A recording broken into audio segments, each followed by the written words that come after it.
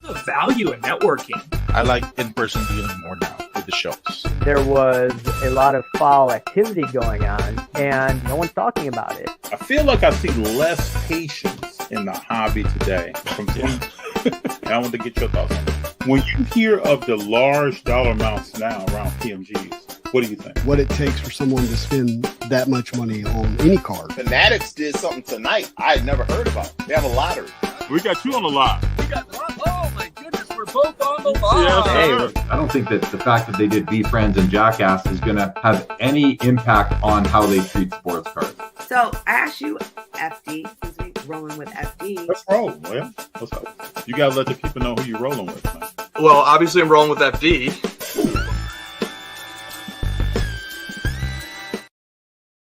What's up, everybody? It's Monday. How we all doing? Make sure my brand is right. How we doing? What's going on? It's good to see everyone here. I'm excited for today. I'm excited for almost every day, but I'm excited. Been a lot going on. We got TJ here. Going to bring him in right now. This is TJ from Gold Label Sports. What's up? What's up? What's going on, man? How are you? Long time no see. Yeah, it's been months, right? We were Absolutely. on together. I was reminding people for the Super Bowl. I know. A lot of great people on that stream. I remember. But what's up? How's everything been going? I see you've been posting a lot of awesome content. I've been trying to catch up for a little bit now. I'm happy that you've been succeeding so much. It makes me happy. So good job, man. Thank you.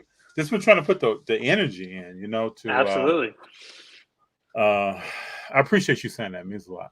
Yeah. I know. It's the YouTube grind is tough. Yeah. I don't know if most people. I know you know. I don't know if most people really realize that, but to me, I would equate it to if you threw a football, never heard it hit anyone's hands or the roar of the crowd. If you hit a baseball, you never knew where it went sometimes. Turned in an assignment in school, never really got a grade back. It's like you're doing stuff that sometimes you don't hear outcomes. You may hear some comments here or there, but you really don't know if your objective of what you want to get done, are you accomplishing that? 100%. You don't know. You know that. Yeah. I mean, I started, man, it was like, I've been on the YouTube grind now for 3 years. I mean, I started back when I was 20 years old. I mean, I got into it when it was so easy to make a dime on YouTube. All you had to do was post a couple videos and you were making AdSense, and then they changed, obviously, through the years until it is now. And now it's hard. I mean, you really got to show that you want it. And, that's why, like I said, I commend you a lot because you're one of the few people like myself that are really passionate about sports cards and just helping people enjoy the hobby. So that's why I say, man, it's good to see good people like you, giving back to the community, going to these shows, showing your light. So it's awesome. So I'm happy to be here, though. It's been a long 3 years, but things are. Well, my son G and I, excuse me, G is my editor. Okay, really? So we shoot everything together. We go places together, and then he edits the video. We both, we all know it's sometimes some late nights, sometimes it's some planning out schedules and all that. But I will say this is something that I wanted to do for a long time. And it almost doesn't even feel like work sometimes. Yeah. There's some days where I'm like, oh my gosh, I do not want to edit a video. I do not want to film a video but then next thing you know, you get Instagram DMs. When I have my Instagram, I'm recently just making it, but like they'll say, hey, when's your next video coming out? And you're like, oh man, like, yeah, that's the kind of stuff to give you that push. Exactly. You got to post for people like that, So at the end of the day, yeah, we're trying to grow brands. Yeah, we're trying to do this, do that, make money, whatever it may be, or just genuine love. But there's people looking up to guys like you and me and these other guys that I see that are either dropping the ball, right, or not dropping the ball. So, trust me, man, I got a lot of opinions and some hot takes tonight. So I'm excited. I'm excited. All good. So I know you got on earlier and left a comment. Let's go. Always. You were hyped. Yeah. We got James says, good FD, how are you? Feed the Gods is here. Good evening, everyone. And then we got CV Sports Card saying, what's good, guys? How you doing? Awesome. So TJ, let's start with give us your background a little bit. Where you from? Where you grew up? How you got interested in Sure. sports? Yeah, so I actually grew up on Pokemon cards, believe it or not. Now, for people, this is early, but I mean, some people close to me, they're in the community that I, talk with exclusively. Back then, when Shadowless Charizards came out, and it's obviously the big deal, right? I had like 30 of them. It's probably one of my biggest regrets ever. I lost them when I was a kid. I think I sold a couple to my brother, for like penny for like a piece of bubble gum. Like back then, we didn't know that cards like that would be as big as they are now. So that's where I really got on. Michael Jordan's always been my absolute, GOAT to me. I played professional sports for a long time, volleyball overseas in Holland and Italy and stuff like that. So yeah, so that's where I kind of got that sport love for, but I also played basketball a ton. So I kind of got a lot of those attributes from Michael Jordan. Then I took it to my sports card collecting and just being aggressive and just disciplined and trying to, take those childhood passions and bring them back in my 20s, now going on my 30s. So from Macungie, Pennsylvania, 29 years old, been on and off sports cards my whole life and Pokemon, like I said, but now, when COVID hit, I mean, I'll tell the same story when everyone else did. I started a brand just as oh yeah, will it work? So here we are 3 years later, and I'm doing this part-time too. I do a 9 to 5 as well. So man, it's the grind, it's, you really got to want it, and 175 videos later, here we are. So, but that's a little bit about me. So tell me more about your business that you have. Sure. And you talk about investments. You talk about investments outside of sports cards. Walk us through that. Yeah. So actually, I took a little bit of a break of it, but I'm just starting to ramp it back up. Actually, people actually hire me to consult them on how to grow a brand, sports card brand, how to master eBay and get sales, how to go to these card shows and find deals. That's kind of my next thing, is I really do want to go to a lot more card shows. I've been slacking. Everyone's asking me to get to some shows and stuff, but I teach guys that are just starting out, how to be successful, and, go at their own pace, do all that stuff. So I really teach people how to grow a brand and then make a business out of it. I have a few guys that I consult now that actually made full-time LLCs and quit their jobs and actually, went out and did it, and that's another thing I want to motivate and inspire people to, take a chance in themselves.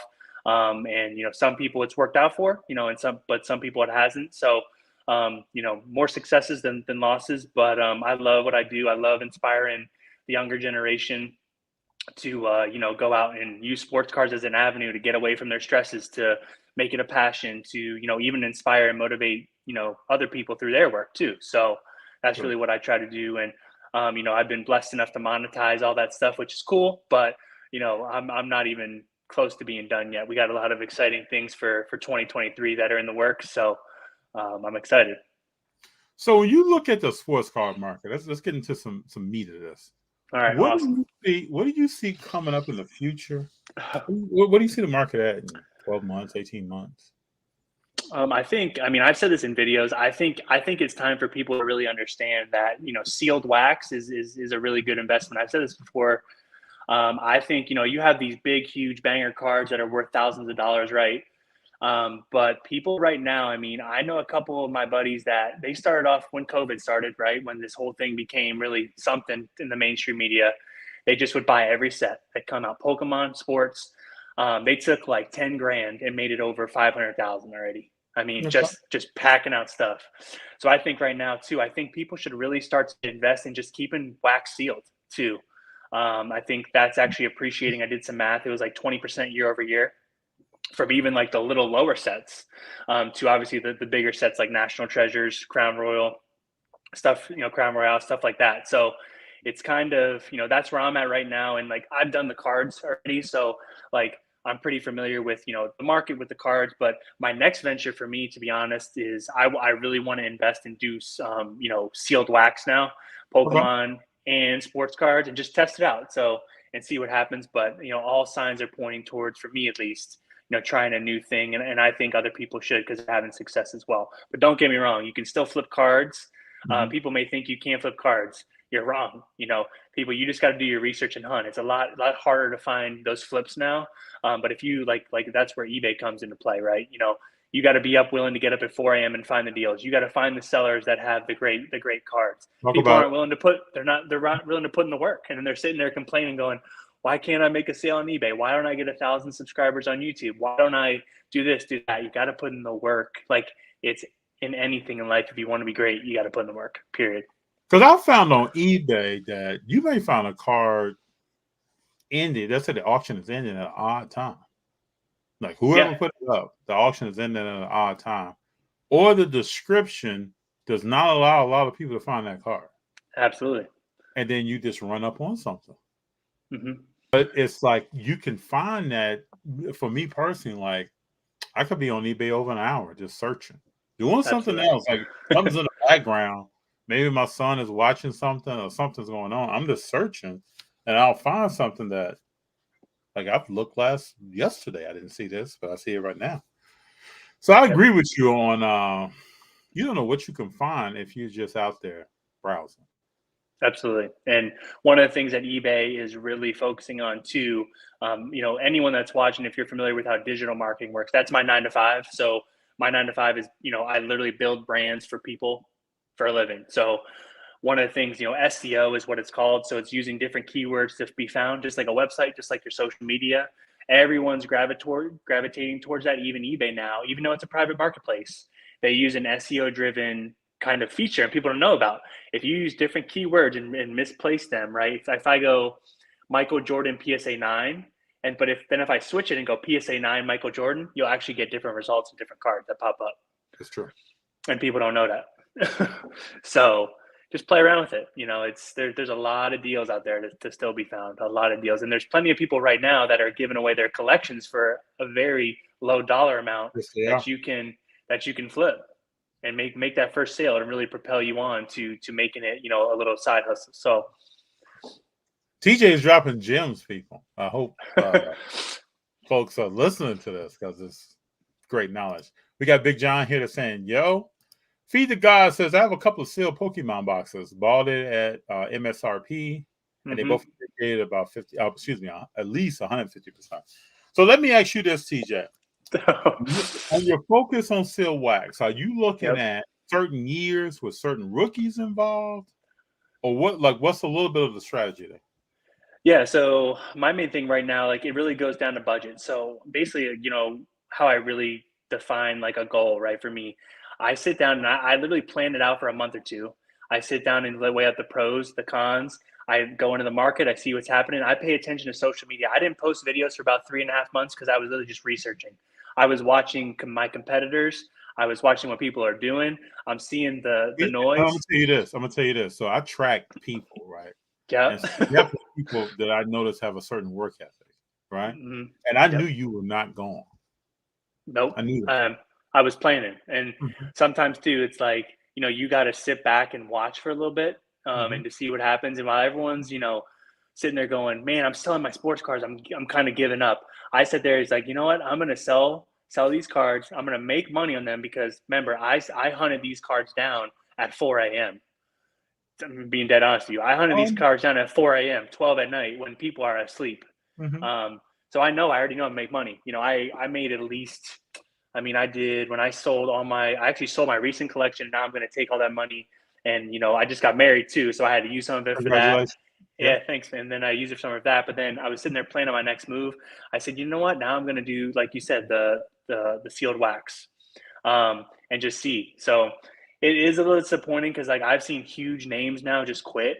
It is really disappointing to me. A graded card investor was someone that I looked up to when I first started. I don't know if you know who that is. He was the PSA collector back in the day.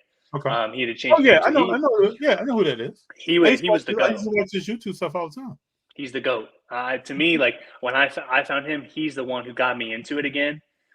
Seeing all that stuff. So it was just He was a master. He's a master at finding a deal on eBay. Deals. And that's where I learned from. Analyzing a picture on eBay. I learned a lot from watching this stuff. Bringing a card in and getting it graded 9 or 10 usually, and keeping that thing moving. And we're talking about big names. We're talking about sets that people have forgot about. Just keeping it moving. Yep. So just to go back to your question, right now, my big thing is that I am, looking for sealed wax. Like you said, how do you determine what to go for, what not to go for? First off, like I said, I'm taking the same strategy that I did with sports cards where I got people, safe sellers, auctions ending at 4 a.m. I got stuff ending at 12 at night. I'm looking for, obviously, you want to go for the rookies and stuff, and that's cool. But right now too, I'm actually shifting a lot of my focus away from basketball and really going into football. I'm a big fan of Herbert. I love Justin Herbert, Josh Allen. I see a couple of your shows, FD. The people on here, they're saying that like Zach Wilson and these guys, Trevor Lawrence, are going to be good. I'm sitting over here going, "Oh yeah, gosh. man, I'm losing it. Last night I was losing it. Yeah, I was commenting. Yeah, I saw you. I was going crazy. It's a big thing. It's like the cards are one thing, but I think the prestige around the set matters a lot. It's the same thing with Pokemon cards. Obviously, the prestige with the vintage stuff is just insane, right? That's where the most of the money at. Some of the modern sets, but it's the same. It's the same thing, right? In sports cards, you're going to make more on the sealed wax with higher population cards than you would if you're going to break that box open and just hope that you're going to get something. Hope. So, I mean, and then, I'm even thinking about maybe doing, some box breaking, which I know that's a question we'll get into later on, but, Yep. Even maybe doing that someday, just testing new things out, man. It's just trying to grow. And it's a very uncomfortable space because I've never been a box breaker, but I know how to do it because I've studied the grades. And then that's the thing. Now it's just implementing things. So, but one thing I'll say, just bouncing off what you just said, right? Yeah. Try different stuff. I try to challenge myself to look at different things a different way. So when I first started the channel, I was picking up a lot of graded cards. Then I started thinking about and talking to other people in the community about, how do you look at this? So how do you look at this? And I started learning more about analyzing the card when it's raw, understanding what you're dealing with. If you get that graded, then what's your margin on the card from going to raw to graded, and then how you can keep that going to maybe do something else that you want to do and 100%. climb up to a different card or something. That wasn't my mindset, Yep. but I would just say always keep a mindset of trying something different. This hobby evolves very quickly. Yep. I think those who can keep a mind and adjust to different things and use social media, other avenues to learn from and also build whatever brand you're trying to build, help you out in the long run. 100%. And that's a big reason why I deleted my Instagram, is because I wanted to start over and apply all the new things that I learned to a new Instagram, a new brand, right? Because I admit it, like my first Instagram was like, I made that just when I knew nothing about Instagram, like literally nothing. And now I know, and now I just started a new one, doing that again. And one of the things you said about trying new things, big thing that I'm doing right now is I actually found a full-time editor to edit my videos. One thing about me, like I'm a control freak with that stuff because I like certain things done a certain way. So even that stuff, you free up a ton of time, even though you may, may buy, a video to get edited and it costs you a little bit of money, $15, whatever. Even like stuff like that. If you outsource some of your work to people and you build a little team around you, one of these guys that I'm really looking at, his name's Alex Hormozy. I don't know if you know who that is. He's huge on social media. Okay. Look him up. You'll really like him. He hires out everybody from his TikTok to his Instagram to his YouTube. He just makes the content, sends it off to them, and then he posts it. He saves over, I think, hundreds of hours a month, and he makes $40,000 just extra cash flow from social. And this guy makes about, I think, $150 million a year. He found a gym launch, and it was like a huge gym acquisition company. I know it's not sports cards, but he is a great person to look after because all he does is talk into the camera, give people really great advice, puts really good captions there, develops a brand, and there you go. So sometimes it's simpler than you think. Even in sports cards, a lot of people try to overcomplicate things and, oh man, I got to buy a $100,000 Charizard. I got to do this. If you're just real with people and honest and, transparent, right? And you give people stuff for free, and not charge them for every single thing, people are going to trust you. You're going to grow a following, and sometimes it's simpler than you think. So I totally agree, because in the hobby we talk about the 6-figure cards, 7-figure cards, but we don't talk about, just like, okay, I'm watching the other day at the National, there was a PSA 10 52 Mickey Mouse. Yep. That's a $35 million card. The gentleman who purchased it told a story about how he purchased it in 1991 for $50,000. Now, every big card, Jordan, PSA 10, Fleer. There's some other cars that run around. At one point, those cars were quite affordable. But we don't talk 100%. about the principles that take you from starting something to getting to affordable cars before they take off. We talk about things that are 35,000 feet in the air. Yep, 100%. And one of the things too is like we're in that transition now where the older cars are getting too known, if that makes sense. The little bit of higher pops now, and now the new wave of rare cards from football to baseball to basketball, all these cards. It's the new wave now. If you can capitalize on it now, you will be a millionaire. I promise you. In 4 or 5 years, when Herbert and these guys, like, let's say they all become Hall of Famers, and sometimes you do got to take a chance. Obviously, you're not going to be dumb and pick up 1,000 pop base Justin Herbert Prism cards, right? But sometimes you got to buy one big card for $1,000 and see and kind of make that card work for you. Just like stock market investment, I talk about it all the time on my channel. Anyone who's familiar with stock market, you got to take those same principles into growing a brand, but also into growing your portfolio. If you take in sound financial principles, you'll be sitting there with money in your pocket and you'll be like, oh my gosh, I just accumulated all these assets for basically nothing because I was smart and not an idiot. I didn't follow the hype. I didn't sit there and look at these guys, these big breakers that, basically get paid by Panini to break their boxes, right? Like, you're talking right now, man. Keep going. I say this stuff all the time.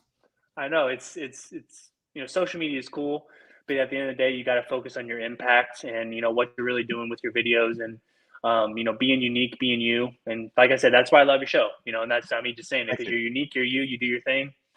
People respect you, and it's good because you're yourself. You ain't trying to impress nobody. You're just enjoying it. No, we do our thing the way we did before any cameras were on. Absolutely. And so I ask this question to people all the time. We talk about the 86 Fleer. Let's say that card of Mike Jordan or LeBron had a 1-on-1 or 1 out of 5 or 1 out of 10 gold from those years. So when you look at these cards now, like what you're talking about, and you look at these players, at some point after Steph Curry in basketball, after some of these other players, talking about Brady's coming to an end, what is Herbert, what is Burrow, what are these players going to do?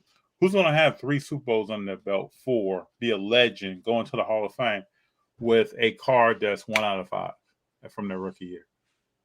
Those are going to be very rare to find. 100%. And I think Joe Burrow has the best chance out of anybody to do that. To be honest with you, if you really take it down into intangibles, he impressed me so much this year. I mean, that's my hot take. I know people. So I like Burrow a lot too, right? He gets me because he has that edge to him. Yeah, what about him excites you? Probably his tenacity. I mean, he tears his ACL, whatever happened. I don't know, blows his knee out. He could have been done. He could have quit. I mean, stuff like that. You don't understand. I was a professional athlete myself. I got hurt all the time. Never torn ACL, never. But I had people who did, and I've seen them recover. The blood, the sweat, the tears it takes you to get back at a certain level, and then he takes a team to Super Bowl. I mean, come on. If that don't show you a guy like that would keep me up at night. I just reminds me, like, championship games we would lose.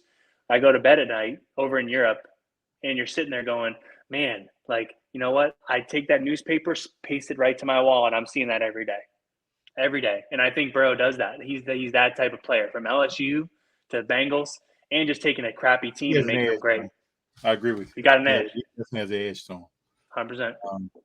So CV Sports Card says, TJ, what is in your opinion about basketball boxes from the late 90s? I purchased 10 boxes, good price of finest, 98 to 2000, Stadium Club Chrome, etc. That's when I was opening stuff. Shall I hold a flux? I honestly think you should hold them because, now I saw that the new top sets are coming out. The new Chrome sets are coming out. You saw that, FD?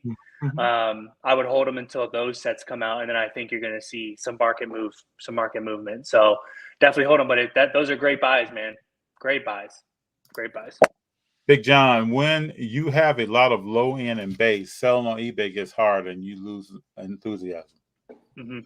Yeah, see, and that's what I wish they would have talked to guys like us right before buying base, because that's honestly how I started. Back in the day when The Last Dance came on, right? I bought all the base Jordans and LeBrons you could find for $5 for PSA 10s. You remember that? Yeah, And I remember. flipped them all for like $60. That was great. Mhm. But if I would have held them a little longer, I would have made more. See what I mean? So it's even applying to stuff like this. I would sell them all as fast as you possibly can, and I would take all those earnings and I would find 2, 3, 4 higher end cards that you can, kind of invest those profits into and then go from there. If you're going to go into like, Prism, Select, stuff like that, obviously find those parallels, silvers, those silvers mainly. Work your way up from football. If it's football, basketball, just find those rare parallels that are affordable for your budget too. I think it always just go down to the budget. And I've been exactly where you are too. I've had to reassess multiple times where I've had to sell everything 3 or 4 times. Yeah. You have to, Yep. because it gives you a greater appreciation and you learn a lot. Especially if you're a young collector and, doing all that stuff. So. And then if you're looking at Select and Prism, look at the parallels by year because the production 100%. amounts change. Yep. So look, if you go back to Giannis's rookie year, a silver was very rare because not many of them were made. But each year those production runs change. And when you get a hold of that, you'll find something. Feed the gods. I've always noticed there's 2 sides of people that collect cards. People who only get slabs versus raw. Are there still any value in keeping cards raw? I actually was just thinking about that the other day. One of the things that I'm actually going to do too is starting to get raw cards only, believe it or not, because there's a different appreciation in assessment. So if I get a card raw, I bought a couple of cards. I think LeBron's rookie year, that box DVD set with him with the white suit. You know what I'm talking about? Yep. I bought a ton of those raw, and I actually sold them raw again, and I tried to flip them, and I made some money. That's cool. But now it's like I think I'm really going to try and buy as much raw higher end cards because obviously they're cheaper, and then send them into places like SGC and stuff like that, because you're able to accumulate a lot more that way than wasting your entire budget on a one PSA card, if that makes sense. Those little margins add up, believe it or not. I started out that way, and I just, it took me 200, 300 cards that I sold to get to where I am today. But those little margins add up, those $20, $30, $40, $50 margins. You don't always got to make $1,000 margins to make it. Okay. So I would absolutely recommend to buy all these big time cards you see in social media raw if you can, and just look for the corners, look for the edges, the surface, and the centering, and you'll be good. TJ speaking nothing but the truth. This is exactly what I'm doing right now. And I think people fail to realize that if you have a gold card in mind, let's say you're looking at something, you say, I want that card, take steps to it. Yep. Don't just try to go straight to that card. Take steps, because the market, if you play things the right way, make calculated decisions on what you want to do and have a strategy, you will be able to get to that card. I look at cards right now sometimes that I'm purchasing, and I tell people in my household, I remember a time where I would never thought I could buy that card. And it's not. And now look at you. Yeah, I'm trying to take a step to get there. There's some autographs back in the day. I used to be I'm really big in autographs. I thought I would never get a Derek Jeter autograph. I'd never get an Alex Rodriguez autograph. When opportunities come up, and then you can't. Bill Russell just passed away. I thought I'd never get a Bill Russell or Kobe Bryant. When opportunities come up, they will present themselves to you on some stuff. I can remember, TJ, I tell people this, Joe Montana, mid to late 90s, only was signing with Upper Deck. You would never see Joe Montana at a show. So if you weren't going through Upper Deck, but the contracts changed. I was unaware at the time of the business side of things. When I started going to more shows, I started to understand why people don't sign certain things. Is all written in their contract. Yep. Why is TJ only signing one inscription at this show, but in that show he signed 4? Because it's about the contract and negotiation. Yep. Maybe today TJ has less time to sign, so his contract is different than it was at the last show. When you start to understand all that, you understand opportunities come up, you go for them. Like LeBron first came out, he was autographing some Fleer cards. When he signed a contract with Upper Deck, you don't see that anymore. Nope. So that's the business. LeBron's got that one Fleer X card. I don't know if you know what I'm talking about. It's that black and gold one. He's got the practice jersey on. That's one of my cards I'm chasing this year coming up. It's a great card. That's like his rookie card, and people don't know about it. So but to me, he is a player that's very popular, but he has some rookie cards beyond the top. I mean, the Chrome card that are less in population, less were produced, and you don't hear people talking about it. Because it's the hype queen, like all the hype kings on social media. I'm not going to name names. About 5 people coming to my head right now. All they were was pumping chromes. Gary Vee said, buy the chromes, but it's it's just all hype. At the end of the day, you have to do your own research. You have to put in your own time work. And that's where that tunnel vision comes in. I don't listen to any of these guys. I study them. I see what they're saying, but there's some stuff where I'm like, man, come on. I tell people all the time, even at shows, like I kind of make my own decisions on what I'm going to do and why. If you ask me the strategy, I can walk you through it. It may be right or wrong, or we can disagree about what we're going to do on this particular player, but I can definitely walk you through it. And if the answer is not going to be, I was just listening to this person over here. Yep, 100%. Feed the God says, CFD, I'm not the only one who sees a possible future. I like Burrow. I like his tenacity and his dog nature. I like that. Who do you think is the best out of those 3? Out of those 3 guys? I've said before, I think Burrow has a possibility of being the best. What made me concerned last year was how many times he was being touched and put on the ground. Yeah, that was my thing too. Yeah, that's the kind of stuff that'll hurt a quarterback. When you talk about, to me, it's Burrow 1, Herbert 2. Some people may think differently than that. I got to really see this year what Herbert is going to do. Yeah. How's he going to? He's got to come through the Raiders. He's got to come through the Broncos. Yeah.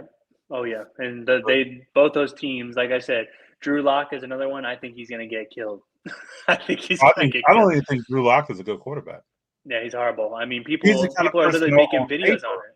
But on paper, he's the NFL prototype quarterback on paper. His height, his weight, the way he delivers the ball. But it's something like playing the game. It's not on paper.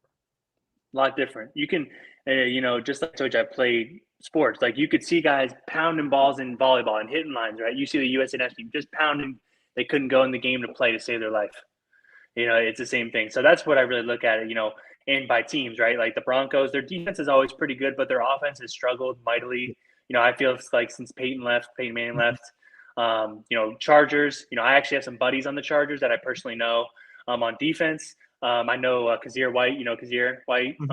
He's one of my buddies. We went to high school together. We still keep in touch. I think the Chargers could really make some noise too. But just I'm a Packers fan, and I'm brokenhearted every year in that NFC Championship game. We never can win. So I'm rooting for Patrick Mahomes this year. I hope he does well. I like him too. So how did you become a Packers fan? Well, my wife loves them. And they play the Steelers all the time. I feel like I'm always watching them play the Steelers. My family. So then when he became really, really good, I didn't really necessarily hop on the bandwagon. I just look at people's personality off the field, how they interact in interviews. He's a great guy. He cares and he works hard. He's a special talent. I remember watching him when he was on the ESPN training challenge, like compete against like the co-hosts and stuff. And he was horrible. I was like, there's no way this guy's going to make it, but he was throwing the ball 70, 80 miles an hour. So, and now look at him. He's won a couple of Super Bowls. He's doing his thing, and, he's going to probably win some more too. So let me ask you this question. How much, because I can tell by talking to you watch sports. Oh, yeah. How much does watching sports enter into your decision-making process of where you're going to invest here or there? Believe it or not, it actually doesn't affect me that much. I don't really invest into football that much. I never have. I know it's a quarterback game, so people are really only buying the quarterbacks.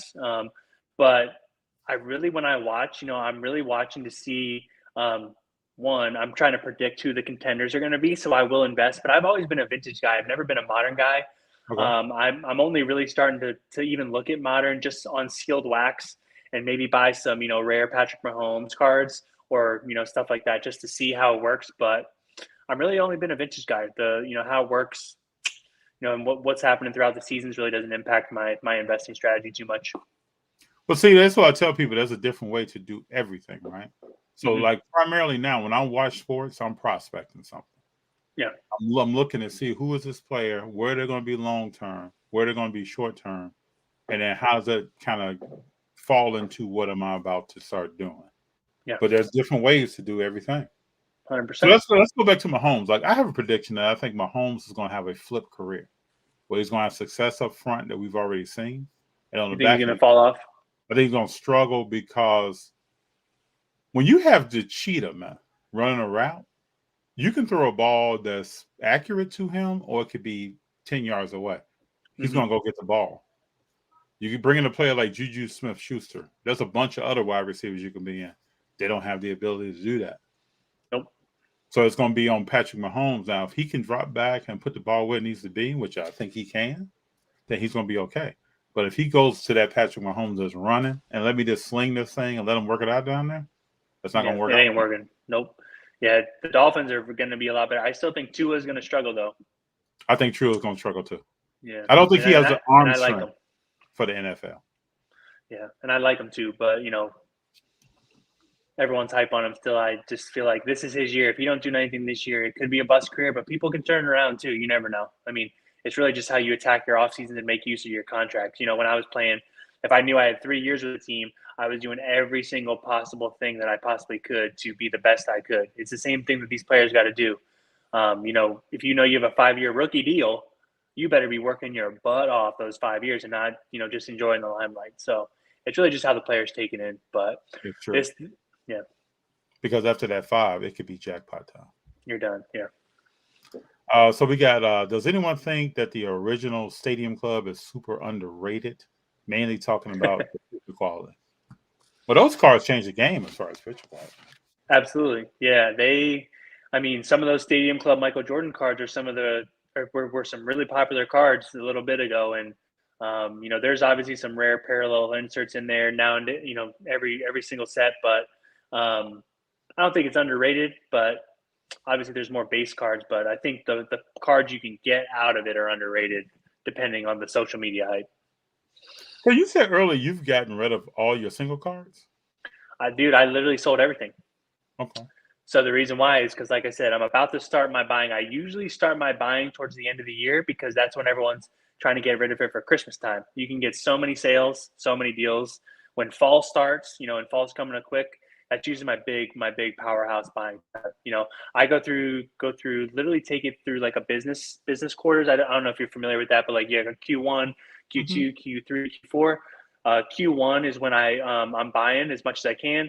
Q2 is when I'm selling. I'm testing the market out, seeing what's happening, selling or keeping what I want.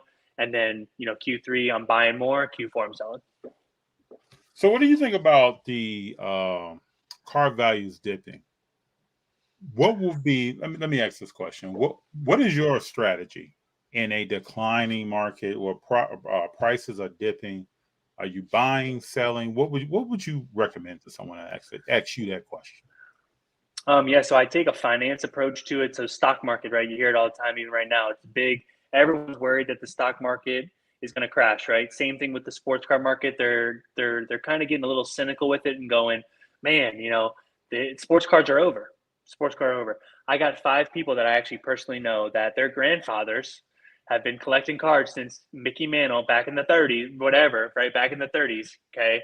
And they are multi-millionaires because they bought as much as they possibly could during recessions, the big, huge cards, and they are multi-millionaires. And people may think it can't be done now, but with the mass population cards, it can, because now you can go into those vintage eras and find the really rare inserts that no one has, no one knows about, maybe pop 5, pop 10, and grab them up for nothing, and then in a year they're going up. It's the same thing, the market usually appreciates in the stocks probably around anywhere from that 4 to 6% a year to year, depending on the market. Sports cards are the same thing, and I think you actually have more of a chance to be rich and make a profit in sports cards, believe it or not, than the stock market right now. And that's, people may not agree with me, but you can. I agree with that. You can get those crazy vintage cards.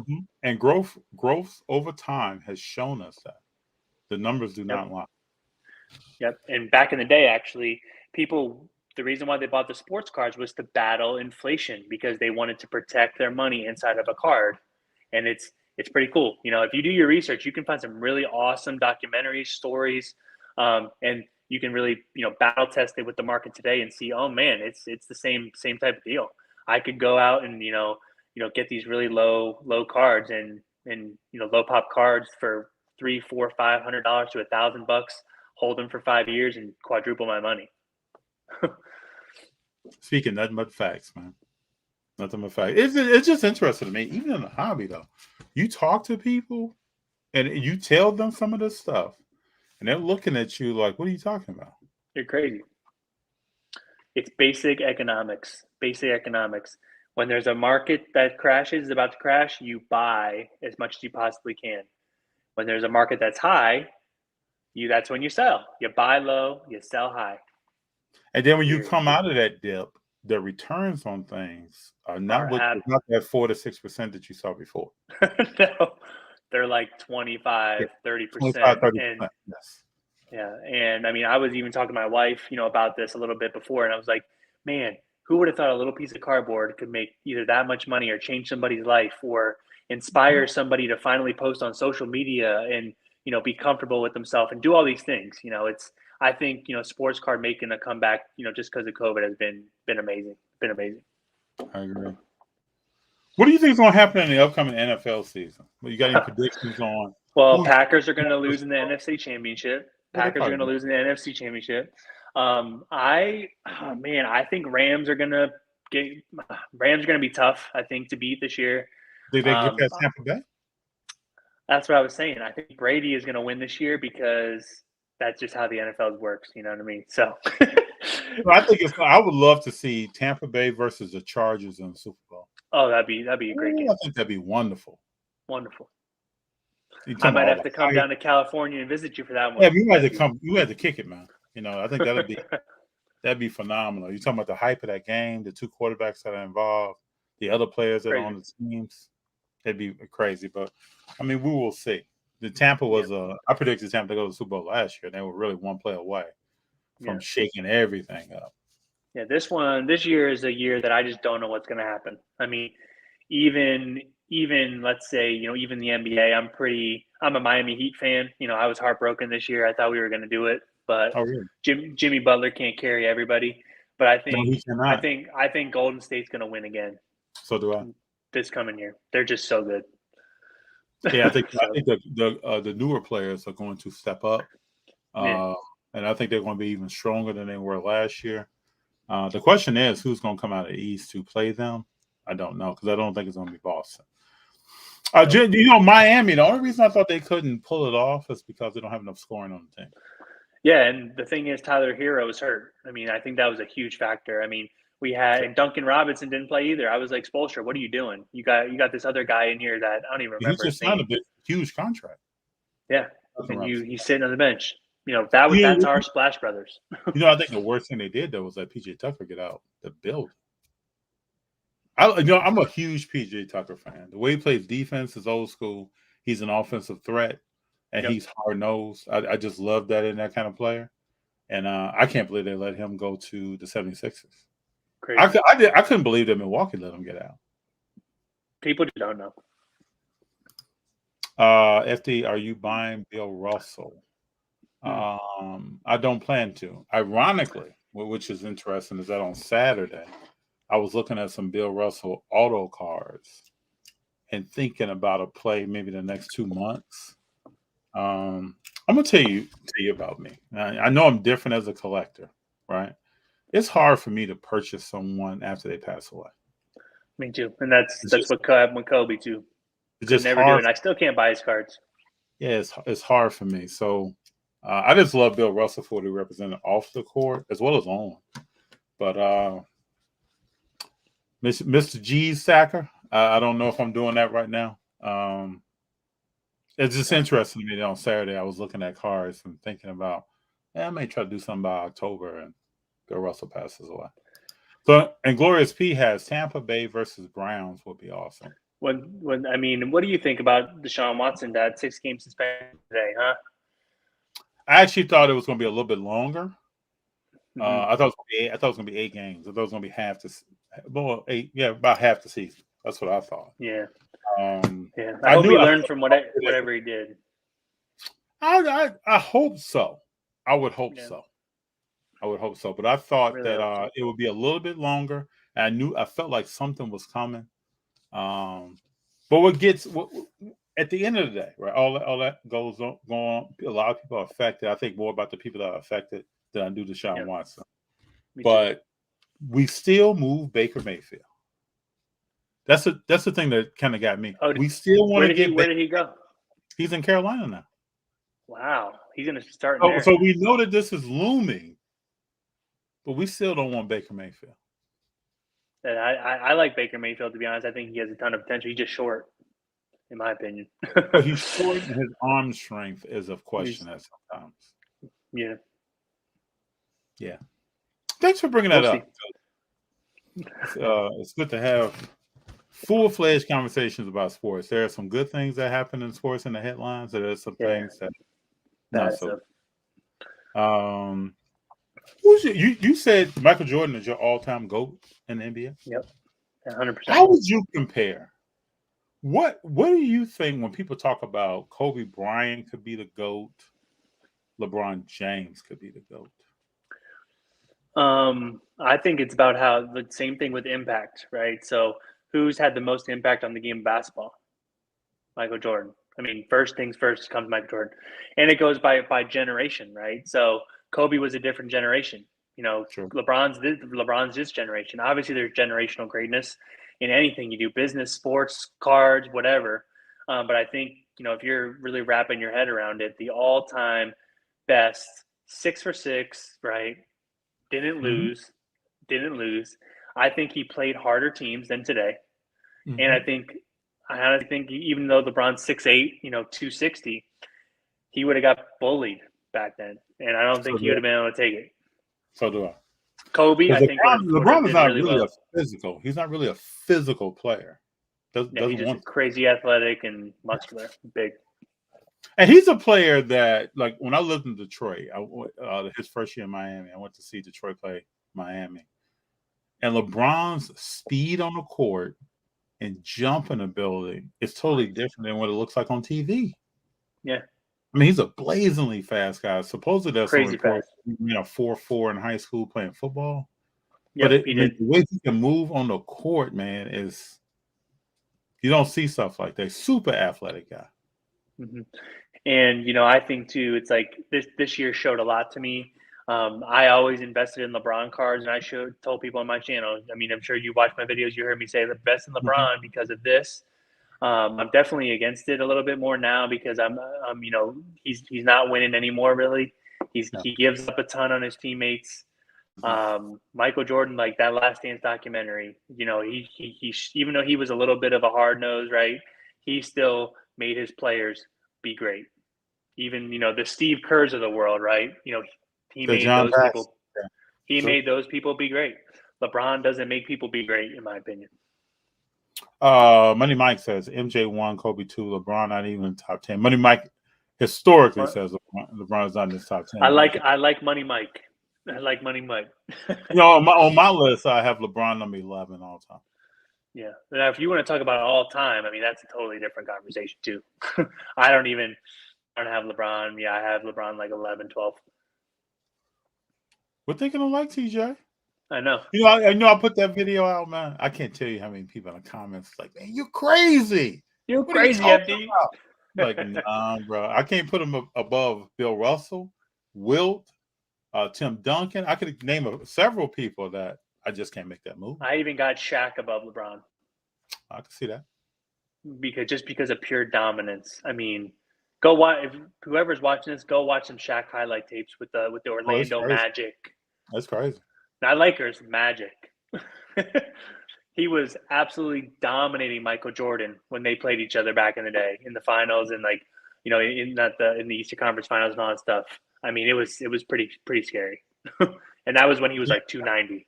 And then they in shape Shaq, and then Shaq ran into Akeem Olajuwon, and then he got it handed to him. Oh yeah. Okay. And Gloria says Michael Jordan is the Babe Ruth of basketball. Iconic and will forever be the GOAT. Money Mike, LeBron has the same game as James Worthy in the 80s and early 90s. Money Mike, whenever you say this, man, you crack me up. Yep. I love that. I love TJ. He's speaking the truth. Yes, he is speaking the truth. This is why we had to have TJ on. We'll have him on again because he definitely speaks the truth. Let's talk about car breaking. Yeah, this is great. I was looking forward to talking about this. What do you think of car breaking? I know you say you potentially would like to break some cars. But what do you think of car breaking and the different car breakers that are out there right now? So I think my favorite card breakers right now is Pull Wax. I talk to them a lot, actually. They deserve to be part of the national like they were. Just really showcasing the brand. If they do see this, shout out to them. They're great guys. I've been seeing reports that Panini is loading cases and giving it to the box breakers, these big time names, and so it's kind of swaying me away because there's just so much greed behind box breaking.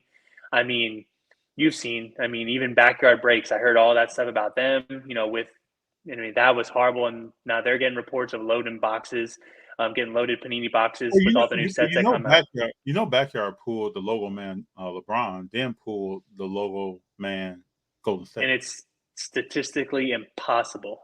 Which I get it, man. They got a huge platform, on TikTok and whatnot and stuff. But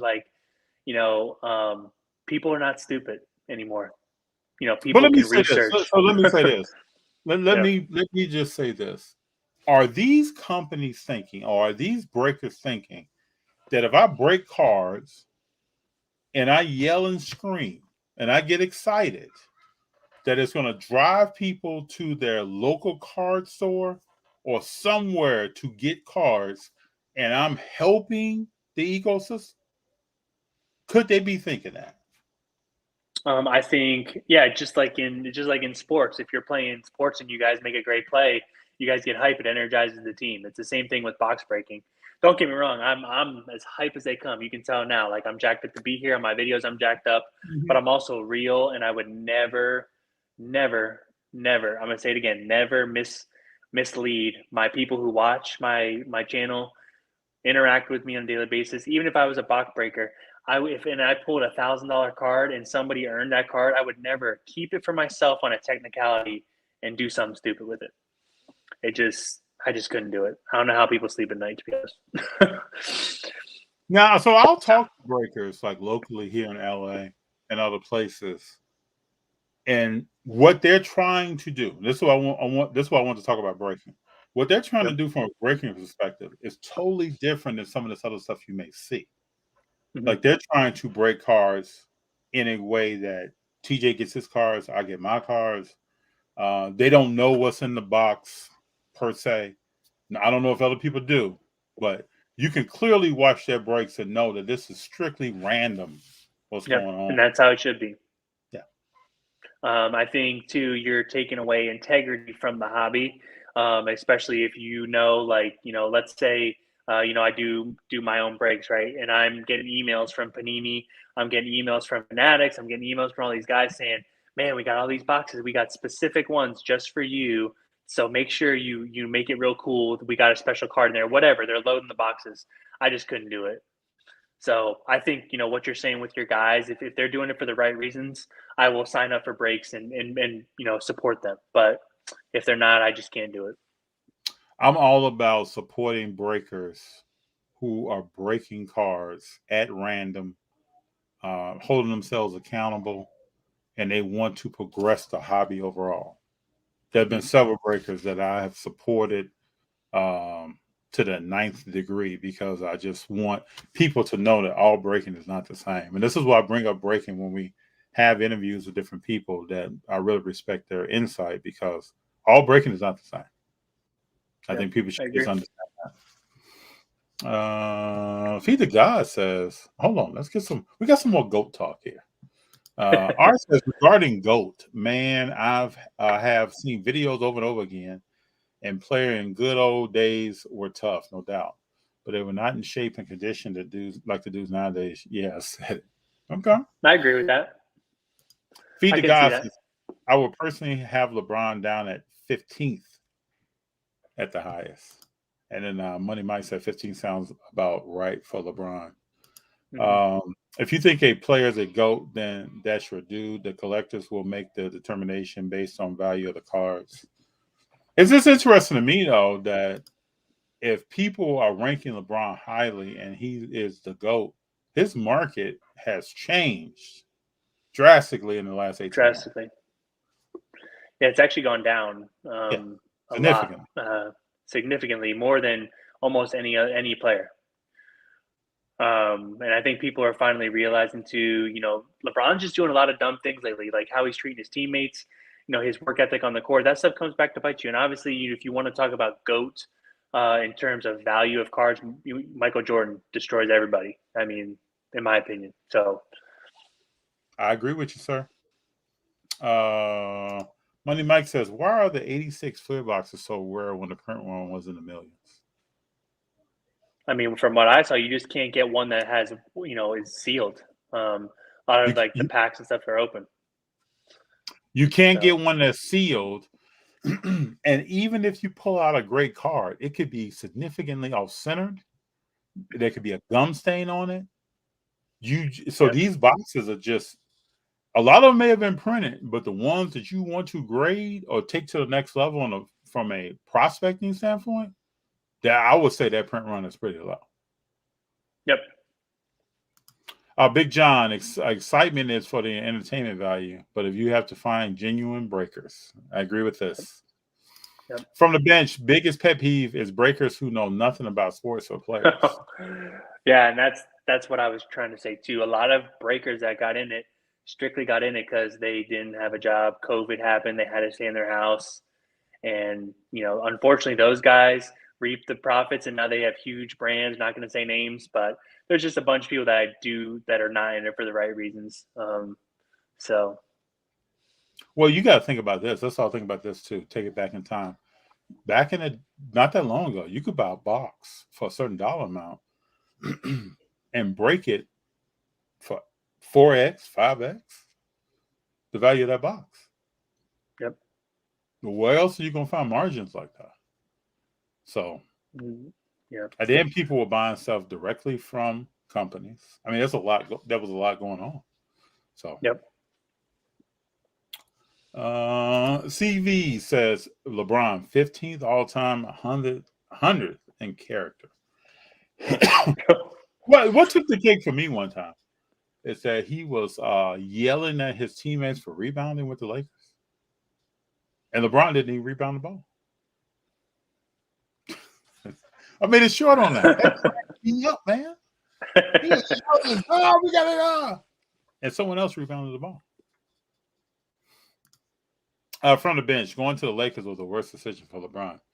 I think he was trying to get to an entertainment market. I think he was trying to get somewhere where he could do stuff post or while he was still playing.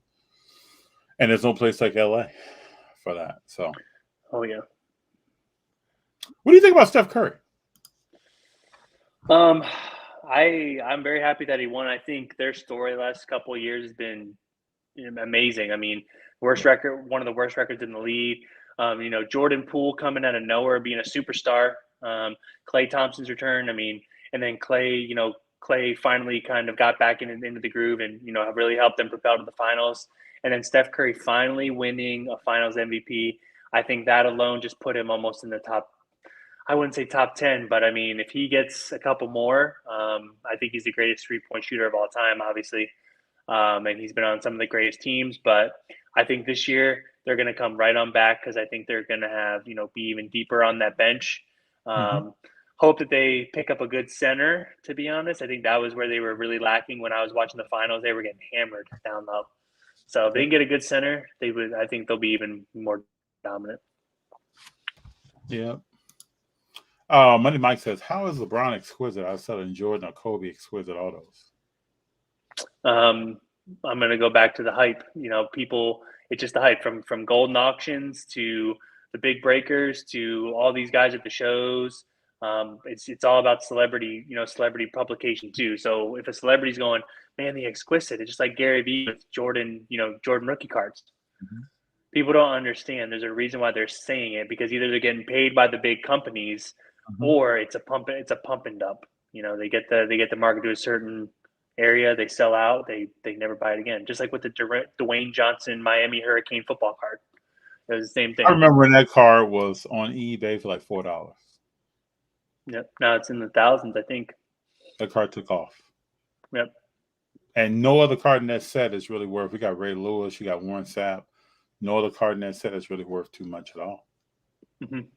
But I think we should all know in today's time that any price on a large card, there is a level of social media speculation by certain people who are influential in the hobby. There's a layer there that when certain things are stamped as this is what this is, that then you see an explosion in price. Yep. For whatever reason. I mean, we could talk about shield bidding. We could talk about people getting paid to say certain things. It could be whatever it is. There's a marketing part of a price to a big dollar card. Yep, and that's where social media can really be a dangerous thing, because if a young kid, let's say a young kid getting into the game, 16 years old, I mean, I get hundreds of DMs and emails all the time about it. There's a difference between advice I would give them, and then there's a difference between X, Y, and Z would give them, because X, Y, and Z is going to tell them what they want to say, so they go and buy this card so they can benefit. Then there's a difference between me and guys like you and other people that I know that are in it for the right reasons.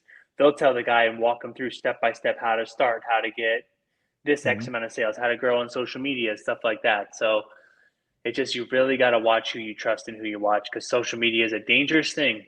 It's a dangerous thing. Because I even look at their players like, if you look at like Warren Sapp's cards, nobody's talking about that. Ray Allen, who has won championships, helped LeBron win a championship. Nobody's talking about him. Reggie Miller, who did very well. Nobody's talking about him. There are a few quarterbacks in football. Nobody's going to be really talking about Phillip Rivers 10 years from now. They're just players who, and that's the fine line when someone is collecting young in a player's career. And I know a lot of us out here prospecting on certain players, and we think that we have seen something from a person or we believe in their market. I know some people that still buying Barry Bonds stuff and hoping. Yeah, because and he gets in the Hall of Fame. Gets in the Hall of Fame. Yeah, but may never happen. So it is interesting. I can remember still when I was young, Hank Aaron, Willie Mays cards, dirt cheap. Yeah. Graded on. Yeah, and I think right now is like, I think this is one of the best opportunities ever in the sports card market, because all the people really that were in it for the wrong reasons, besides a few that I'm talking about, are still in it, but they're gone. Tons of people are gone. And now I think it's the biggest opportunity of a lifetime for people to restart their journey and do it the right way and learn from their mistakes, make huge profits on cards, but also, develop really cool portfolios with, like you said, the Mickey Mantles, the Willie Mays, the Roberto Clemente. Then you go into football, Tom Brady's, Justin Herbert, Peyton Manning, all these awesome cards, basketball, Michael Jordan, LeBron, all that stuff. But even if you want to go into non-sports, then now I know this is sports cards, FD. I love non-sports. We can talk non-sports. But I'm telling you, man, I mean, Pokemon cards too are a huge. I mean, dude, I've made so much money selling Charizards. It's crazy. Even Stuff. when we talk about Marvel cards, talking about DC Marvel cards. Yep. Mm-hmm. I know the great curator, Precious Metal Gems, if he's watching, those cards are amazing too. I know a lot of people are comparing the Kabooms to those cards in the modern era. So it's really, you can really create your own path and craft your own future. And that's why it's so cool. Like if you want to strictly just collect tons of Kabooms, do it. If you want to do Precious Metal Gems, do it. You want to do, whatever. Too. I think things change, right? Because absolutely, when I was young, it's great. When I was like 10, 12 years old, Star basketball cards were so counterfeited that no one was buying them or selling them or collecting them. What changed that whole card market for Star basketball was grading. If there was no grading today, you still wouldn't have PSA now is grading the Star. You wouldn't have that, and it wouldn't be a market. Because I remember going into card shops, and I'll tell you no joke, they were sitting on the base of a case, priced to sale, and not moving. I can remember this because no one knew if that's a real card, that's a fake card. But now that you have grading come in and it can solidify on the back and the front in certain areas, if cards are real, then it changes the whole game.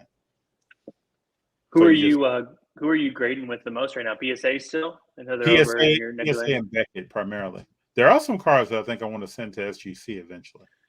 Yeah, I mean, SGC is really surprising me. Their market value is almost surpassing BGS in a lot of areas too. And they get your cards and they still sell really well. So another company is PSG, I think, is on the come up. Oh, PSG? CSG. Oh, CSG. Yeah. Absolutely. I heard a lot of good things lately about them. That's the same thing as a CGC, aren't they? It's just that's just their sports department. Yep. Perfect. Yep. Money Mike says Curry is top 7 of 10. 14 point shooting. And then R says, "You're a funny guy, Money Mike." Money Mike always brings it, man. From the bench says, "Shh, I'm trying to grab all the Phillip Rivers I can, FD." Right. I'm trying to burst that bubble, but I just don't know. Quarterbacks that don't win Super Bowls, sometimes they don't stand. They don't stand a chance, honestly. What else do you want to share with the people out there before we go? Let's see. I think, like I just really said, it's like if you feel like today's kind of like the start, I think it's the kind of the best start you could ever have. I think it's a restart in the market for sure. So if you're finding yourself at a place where you're like, man, I don't know what to do, it's like just start again. Just start, buying those PSAs. Just start collecting those ungradeds. Really trying to do your research. And like I said, if you need to take time to, like I did, take a couple months off just to reassess your plans, reassess your goals, and then attack them. Do it. So, yeah, man, I really appreciate you having me on, FD. I think this is long overdue, and I'm glad that we'll do could speak to the people, and absolutely let me know if you want me to have on another show. Would love to be back. What about, you said you were thinking about going to some shows? Do you have a lot of shows in your area? Yeah, I'm actually over in Charlotte, North Carolina. So the Big Hickory show that's down the street. Oh yeah, I'm right there. Yeah, big state. I know, Roth Cards was just down here the other day at the show. And then there's just a ton of local shows too. But I actually want to travel out to some other shows too. I was actually surprised. Like when I checked my email from like 3 months, like the messages like, come to car shows, we want to meet you. It's humbling. It's cool. But I definitely want to come out to some shows and meet the people and, meet up with guys like you and some other guys that are. Yes, I was going to say, I would love to meet you at a show. We'll have to coordinate something. I would love to meet you at a show later this year, early or sometime in 2023. And I'll walk the show with you and just talk about stuff, man. It'd be cool. Yeah. TJ, awesome. I love your insight, man. And I'm the kind of person where we could agree on things, we could disagree on things. I love the conversation. Yeah, me too. And to me, that's what it's all about. This is an extension of the community. 2 people sitting down from totally different backgrounds, just talking about what they collect, why, what's the strategy behind it. Is a level that a lot of people, I can't get into that strategy talk with them. And it's refreshing to be able to talk to you about stuff. I respect you a lot. I used to watch a lot of your content, man, when you were putting it out, because I think you have great insight and you're speaking from a perspective as someone not trying to gain anything, but trying to help. Someone once told me that they admire people who leave more on the table than they take. And that's how I would describe you, man. Appreciate that, man. Yeah, I really appreciate that. And that's one thing too, I'm the type of person that just in my personal life too, I always, give more than I take because, I believe, even purposeful, if we want to talk about purpose, using your talents and abilities, like this is just a platform, what are you doing with that platform? That's right. That's like my mission behind Gold Label Sports is to, I came up with the name because it's like, you want to get those gems, right? Those gold labels, those big cards. But also too, it's like I want to inspire and motivate as many people as I can. So when my time is done and the new generation of content creators come on through, I want to leave them something to look on. Like TJ did it the right way. So I really appreciate you saying that, man. Well, we got a few comments for you. CV Sports Car says, can you put up your IG and eBay store info so we can follow? Yeah, for sure. My IG is just Gold Label Sports. eBay is Gold Label Sports as well. All right. R says TJ is the man. Thanks, guys. TJ, Money Mike, TJ is a truth teller. And then he says, I live my life like TJ, give more than I take. Love it, man. Sir, keep it up. Sir, I appreciate you, man. I'll be in contact with you. We'll have you on more. And we'll talk about something as far as getting together. Yeah, let's link up for sure. Stuff like that. Thank you, sir. I appreciate you. All right, brother. We'll talk soon. See ya. Bye-bye.